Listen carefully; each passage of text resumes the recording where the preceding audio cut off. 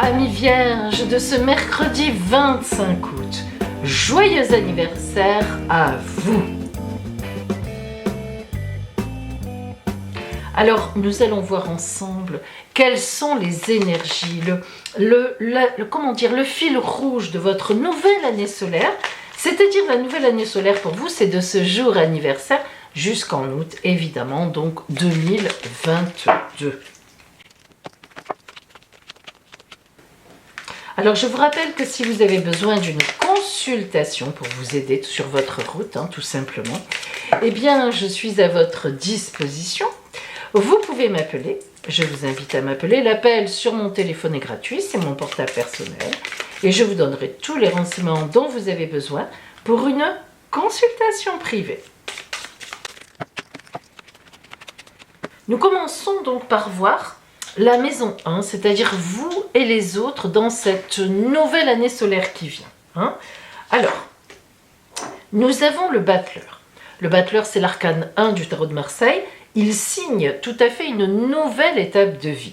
Alors, qui est le battleur? Le battleur, si vous le regardez bien, il a encore un peu le regard tourné vers le passé. Donc, en fait, il garde toute l'expérience de ce qu'il a vécu jusqu'à présent.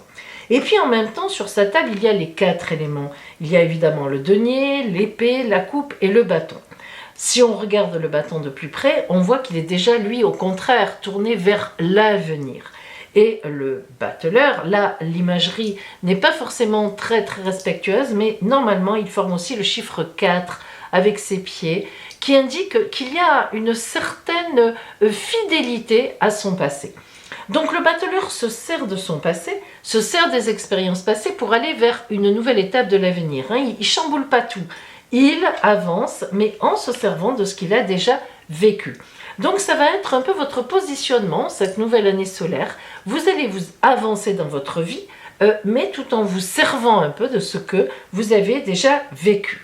Prenons maintenant en face de vous, c'est-à-dire qu'est-ce qui vous attend justement dans la société, qu'allez-vous vivre avec les autres, le relationnel.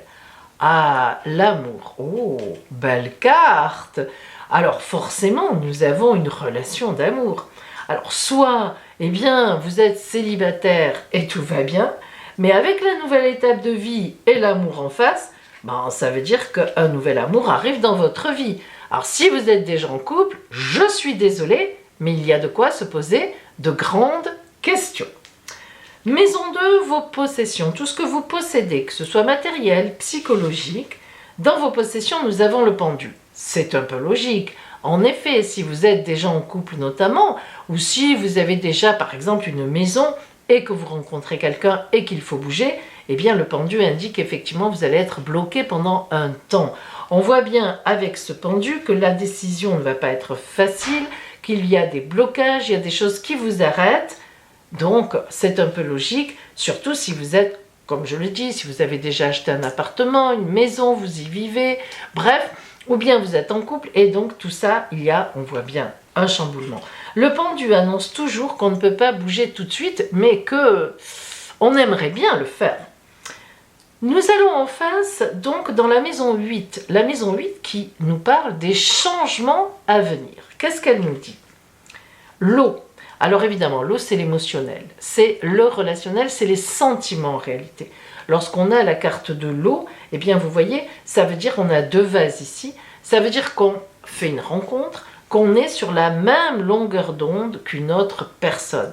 Mais on a un peu ce triangle au milieu. Hey, qui pourrait nous dire, attention, ça n'est pas si simple que ça. La pointe est là, boum, elle vient un peu s'insérer au milieu. Ça fait même penser à une relation triangulaire, pourquoi pas. En tout cas, on voit bien qu'en face, le changement, c'est justement que vous rencontrez une personne et qu'il y a beaucoup d'émotionnel. Nous prenons maintenant la maison 3, qui signifie qu'allez-vous vivre autour de vous. Alors la maison 3, c'est les cousins, les cousines, les frères, les sœurs, les amis intimes. C'est vraiment votre milieu relationnel autour de vous. C'est pas votre foyer, c'est pas votre compagnon, votre compagne, votre couple, ni vos enfants. C'est autre que cela, mais très proche. Alors dans cette maison 3, nous avons la tempérance. La tempérance nous parle beaucoup d'amitié. C'est la carte 14, l'arcane 14 du tarot de Marseille. Vous voyez, la tempérance communique, elle verse l'eau dans ces deux vases. Ce sont les mêmes vases, hein. Elle va de l'un à l'autre, elle transvase, elle communique, elle est intellectuelle. C'est une carte, une belle carte, qui indique que donc vous n'aurez pas de problème particulier avec les gens proches et autour de vous. Donc voilà, vous êtes en amitié, vous êtes en communication, tout se passera bien avec les gens qui vous connaissent bien. La maison 9, elle représente l'étranger en face. C'est-à-dire, qu'est-ce qui va vous venir de l'étranger?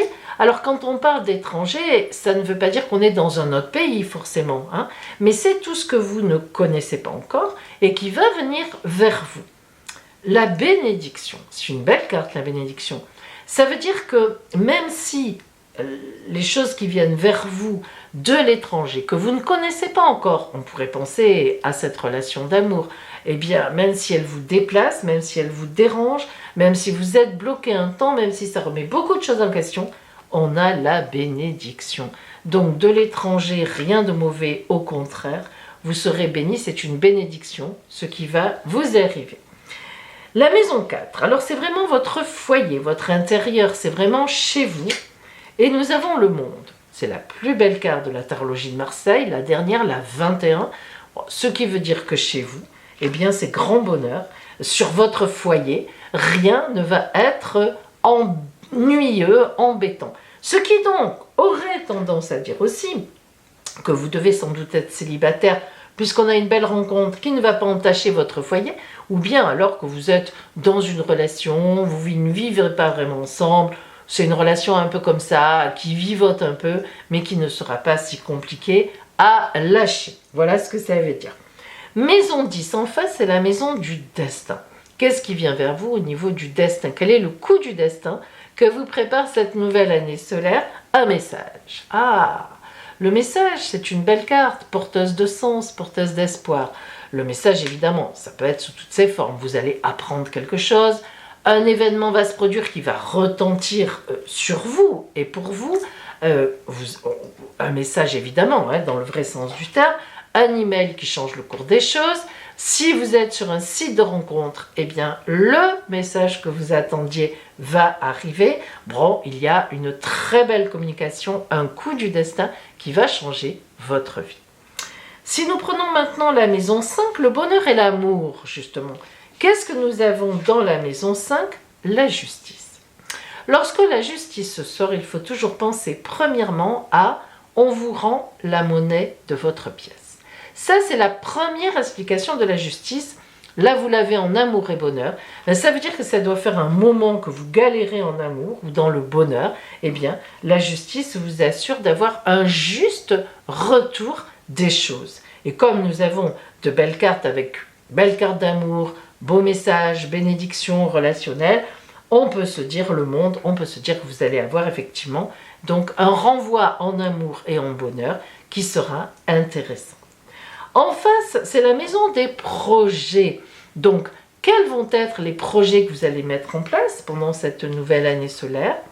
Ah, une femme. Alors ça, c'est bizarre, enfin bizarre. Disons que ça demande à interprétation. Bien. Une femme, c'est vraiment une femme. Là, il ne s'agit pas de dire ça peut être un homme. C'est une femme. Alors, que vous soyez un homme ou une femme, il y a une femme qui va être mêlée à vos projets. Alors, soit c'est une collaboratrice que vous allez trouver sur votre route et qui va vous permettre d'entamer quelque chose de nouveau donc dans votre vie, soit, si vous êtes un homme ou une femme, enfin peu importe, mais c'est une femme qui vraiment va représenter l'amour pour vous, en tout cas quelque chose de très important hein, pour vous, donc ça peut être évidemment aussi, un peu rentrer dans le cadre de l'amour, mais en tout cas, il y a une femme qui va avoir beaucoup d'importance pour vous. Et comme c'est en face de l'amour et du bonheur, c'est forcément une femme, que vous soyez un homme ou une femme, qui va avoir une incidence sur l'amour ou votre bonheur. Donc peut-être que vous allez rencontrer quelqu'un par l'intermédiaire d'une amie, peut-être que c'est cette femme qui est votre bonheur futur. Bref, il y a l'idée, en tout cas d'une femme, qui joue un rôle très important dans l'amour et le bonheur. Nous passons à la maison 6, qui est la maison du quotidien. La maison 6, c'est ce que je fais au quotidien. J'ai pas toujours envie de le faire, mais c'est aussi la santé. Alors, nous avons la Lune. Alors, la Lune, déjà, au niveau santé, ça veut dire qu'il faut que vous fassiez quelques examens. Comment vous dire ça? Des examens de cycle. Alors, si vous êtes une femme, il faut un peu surveiller votre taux hormonal qui peut-être est en train de baisser ou au contraire, il y a un déséquilibre, thyroïde aussi. Et si vous êtes un homme, eh bien, il faut vérifier vos flux, le flux sanguin. La Lune, c'est l'eau, c'est toute l'eau dans le corps, les déséquilibres en minéraux, en cholestérol, en sucre. La Lune indique qu'il faut faire des examens de liquide, donc prise de sang, mesurer, comme je vous l'ai dit, pour la thyroïde, les flux, les hormones, le côté hormonal notamment pour une femme. Donc pensez-y, c'est pas dramatique, mais il faut le faire. Et en même temps, eh bien, la Lune dans le quotidien, ben, ça veut dire que vous n'avez pas trop envie d'être dans votre quotidien. La Lune, c'est un peu le côté un peu, quand on n'a plus envie, le côté un peu tristesse, un peu dépressif aussi. On voit ça comme quelque chose qui vraiment nous pèse un peu. Donc, on voit bien que dans votre vie, eh bien, pour l'instant, en tout cas, là on est maintenant, bon, c'est pas très gai, c'est pas très entraînant, mais ça va venir, ne vous inquiétez pas. Et enfin, la maison 12, il fallait une maison des épreuves, des difficultés. C'est la 12, elle est là. Vous avez dedans le papier, le papyrus en fait. Donc le papyrus, c'est une carte en fait qui est très positive en réalité. Elle fait référence au message. Donc on voit bien que si elle sort dans les épreuves, c'est tout simplement, on avait le pendu, qu'il va y avoir un message, effectivement, une annonce, quelque chose que vous allez apprendre qui va changer une grande partie de votre vie. Alors pourquoi dans les épreuves? Mais parce que c'est jamais facile de changer à un moment, même si c'est gai, même si c'est des nouvelles qui après vont vous porter haut et loin, ben sur le moment ça peut être compliqué. Vous êtes un signe de terre, vous n'aimez pas qu'on vous bouscule, vous n'aimez pas les surprises. Non, les vierges n'aiment pas les surprises. Donc voilà, ça sera sûrement quelque chose de soudain, mais qui pour vous, boum, vous fera un peu peur. Sûrement même beaucoup peur au départ, même si pour moi, c'est quelque chose certainement qui sera positif. Alors, nous allons voir maintenant, grâce au carnet de calcul de mon arrière-grand-mère, quelle est votre pierre anniversaire que je vous conseille d'acheter, ou si vous l'avez déjà, tant mieux, qui va vous accompagner grâce au calcul de votre date de naissance, là, pour cette année nouvelle, pour vous, donc sur votre parcours et qui peut... donc qui sera votre pierre de protection.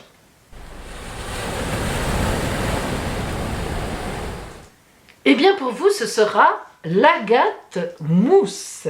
Voici son message. Puise tes ressources dans la nature, je peux t'apprendre à le faire. Alors, l'agate mousse est une excellente compagne quand vous prenez un nouveau départ dans la vie. Lieu de vie, travail, relations, etc. Comme quoi, il n'y a pas de hasard. Elle vous aidera à construire sur de nouvelles croyances et non pas vos anciennes peurs. Vous voyez, on insiste. Elle vous permettra de garder espoir dans les moments difficiles ou si vous êtes perturbé et agité intérieurement. Si l'une de ces situations vous concerne, portez l'agate mousse en pendentif près du cœur. Plus généralement, rien que de regarder cette pierre vous apporte de la joie, un sentiment de bien-être et la sensation de faire partie de la collectivité, que tout est parfait ainsi. Elle vous sensibilise à Mère Nature. La compréhension peut aller de la prise de conscience de l'importance de notre environnement jusqu'à voir les esprits de la nature et contribuer au bien-être de la Terre. Son chakra est le chakra du cœur. Il n'y a pas de hasard. Voilà pour vous, amis vierges, donc de ce 25 août. Quelque chose, un message, un déplacement dans votre vie qui va vous perturber certainement, bien sûr. Vous voyez que l'agate mousse, c'est pas pour rien qu'elle vient vers vous. On nous parle de peur, vous bougez, etc. Mais nous avons vu que ça sera pour un grand, grand bonheur et surtout de l'amour. Alors, je vous le souhaite. Je vous souhaite une magnifique nouvelle année solaire et n'ayez pas peur de prendre des petits risques, ça paiera.